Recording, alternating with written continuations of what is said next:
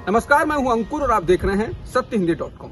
सत्य हिंदी का Android app भी आ चुका है, जिसको आप डाउनलोड करने के लिए इस डिस्क्रिप्शन में जा सकते हैं और वहां से आप उस लिंक पर क्लिक करके ऐप को डाउनलोड कर सकते हैं। इसके अलावा इस ऐप को आप गूगल प्ले स्टोर से भी डाउनलोड कर सकते हैं। अब एक नजर डाल लेते हैं अब तक की सुर्खियों पर। भारत में पिछले एक दिन में 94,000 से अधिक कोरोना संक्रमण के मामले दर्ज किए गए हैं और 6,148 लोगों की मौत हुई है। इसके साथ ही देश में कुल मृतकों का आंकड़ा 3,59,000 से अधिक हो गया है और सक्रिय मामले 11,67,000 से अधिक हैं।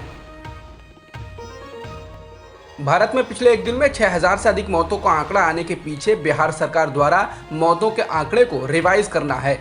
दरअसल बिहार में 9 जून तक ये मृतकों का आंकड़ा 5,478 का था, जिसमें 3,951 अतिरिक्त मौतों के मामलों को जोड़ा गया, जिसके कारण पूरे देश में मौतों का आंकड़ा 6,148 हो गया।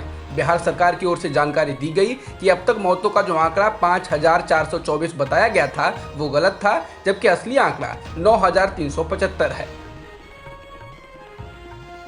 पश्चिम बंगाल की मुख्यमंत्री ममता बनर्जी ने बुधवार को कहा कि उनका अगला राजनीतिक कदम प्रधानमंत्री नरेंद्र मोदी को सत्ता से हटाना होगा। पत्रकारों द्वारा पूछे जाने पर कि वे राष्ट्रीय राजनीति में क्या भूमिका निभाना चाहती हैं, तृणमूल कांग्रेस अध्यक्ष ने कहा, मेरे पास कहने के लिए केवल एक ही बात है, मोदी को सत्ता से हटाना है। ममता बनर्जी ने कल किसान नेता राकेश टिकैत से मुलाकात के बाद प्रेस कॉन्फ्रेंस के दौरान ये बात कही।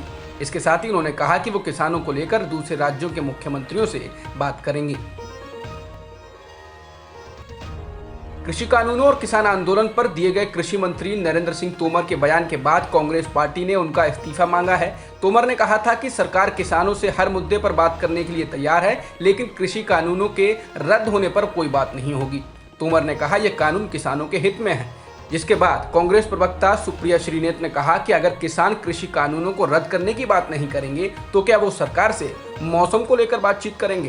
कांग्रेस नेता ने कहा कि कृषि मंत्री का बयान एक असंवेदनशील है और अतार्किक है, और जो व्यक्ति किसानों के प्रति असंवेदनशील है और उनकी दुर्दशा से बेखबर है, ऐसे व्यक्ति को कृषि मंत्री के पद पर बने रहने का कोई हक नहीं। उत्तर प्रदेश के पूर्व मुख्यमंत्री और समाजवादी पार्टी प्रमुख अखिलेश यादव ने योगी आदित्यनाथ और बीजेपी आलाकमान के बीच जारी खींचतान के अटकलों के बीच एक ट्वीट कर योगी पर निशाना साधा है। अखिलेश यादव ने लयबद्ध तरीके से लिखा है कि उत्तर प्रदेश का ठहरा रथ भला कैसे हो गतिमान, पहिया धसा है यूपी में पर दिल्ली के हाथ लगाम। बता दें, यूपी बीजेपी को लेकर अटकलों का बाजार गर्म है। बुधवार को कांग्रेस नेता जितिन प्रसाद को बीजेपी में शामिल कराया गया, लेकिन उनको दिल्ली में लाकर पार्टी में शामिल कराया गया, लखनऊ में नहीं। और इस दौरान उनको शामिल कराने के लिए यूपी बीजेपी के अध्यक्ष तो दूर की बात, और भी कोई प्रदेश बीजेपी से मौजूद नहीं था। जिसके बाद कहा जा रहा है कि यूपी में क्या होगा, अब इसका फैसला दिल्ली से होगा। केंद्र सरकार के दबाव में आने से शुरू में इनकार करने वाली सोशल मीडिया प्लेटफॉर्म ट्विटर के रुख में अहम बदलाव आया है। ट्विटर इंडिया ने बुधवार को केंद्र सरकार को लिखी चिट्ठी में कहा है कि वह नए डिजिटल नियमों को लागू करने की हर कोशिश कर रहा है। उसने भारत में कुछ अफसरों को नियुक्त किया है और एक हफ्ते में सरकार को विस्तृत रिपोर्ट देगा। ट्विटर इंडिया ने कहा कि उसने nodal officer, resident grievance officer और चीफ कंप्लायंस ऑफिसर नियुक्त कर दिया है। ट्विटर इंडिया के एक प्रवक्ता ने एनडीटीवी से कहा कि हम इन नियमों का अर्थ समझते हैं और इन दिशा निर्देशों के पालन की कोशिश कर रहे हैं। हमने कुछ नियुक्तियां भी की हैं। दिशा निर्देश 25 फरवरी को जारी किए गए और उस समय कोरोना महामारी चरम पर थी, इसलिए हम व्यावहारिक तौर पर इसे लागू नहीं कर सके। मुंबई में मानसून की पहली बारिश अभी शुरू हुई कि हादसों का सिलसिला शुरू हो गया। बुधवार देर रात बारिश की वजह से मालाड पश्चिम के मालवड़ी इलाके में एक 3 मंजिला इमारत ढह गई। इस हादसे में 11 लोगों की मौत हो गई, जबकि 7 लोग घायल बताए जा रहे हैं। घायलों का पास के ही अस्पताल में इलाज किया जा रहा है। घायलों में 2 लोगों की हालत गंभीर बताई जा रही है। दमकल विभाग का कहना है कि इमारत काफी जर्जर हालत में थी और बारिश की वजह से ये हादसा हुआ। अमेरिकी मीडिया रिपोर्ट के अनुसार अमेरिकी राष्ट्रपति जो बाइडेन अगले 2 सालों में दुनिया के 100 देशों को फाइजर वैक्सीन की 50 करोड़ डोज उपलब्ध कराएंगे।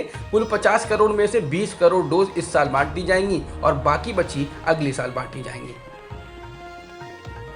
अमेरिकी राष्ट्रपति जो बाइडेन पद ग्रहण के बाद अपनी पहली विदेश यात्रा पर ब्रिटेन पहुंचे हैं। इस दौरान बाइडेन ने रूस को चेतावनी भी दी। बाइडेन ने कहा कि हम रूस के साथ संघर्ष नहीं चाहते हैं, हम एक स्थिर संबंध चाहते हैं, लेकिन मैं स्पष्ट करना चाहता हूं कि अगर रूसी सरकार हानिकारक गतिविधियों में संलग्न है तो संयुक्त राज्य अमेरिका एक मजबूत और सार्थक तरीके से जवाब देगा।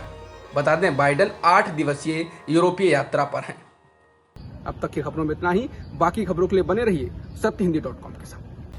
सत्य हिंदी का ऐप डाउनलोड करें गूगल प्ले स्टोर पर।